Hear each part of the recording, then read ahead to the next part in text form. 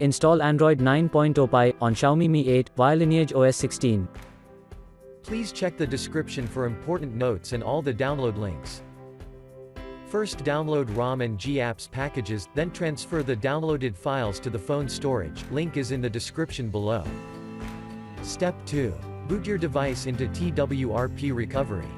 Once in TWRP, click on Wipe, Advanced Wipe, and select the check boxes, as shown in the image, excluding internal storage. Step 4. Swipe the button to wipe the device. Step 5. Go back to the recovery main screen, and tap on the Install button. Step 6. Navigate to the storage, and select the ROM zip file. Step 7. Finally, swipe the button on the screen, to install ROM file.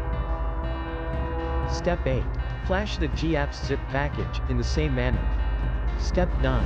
After GApps flashing completes, select Wipe Cache and Dalvik from bottom left side of screen, and swipe to wipe. Step 10. When the flashing process is complete, hit Reboot System.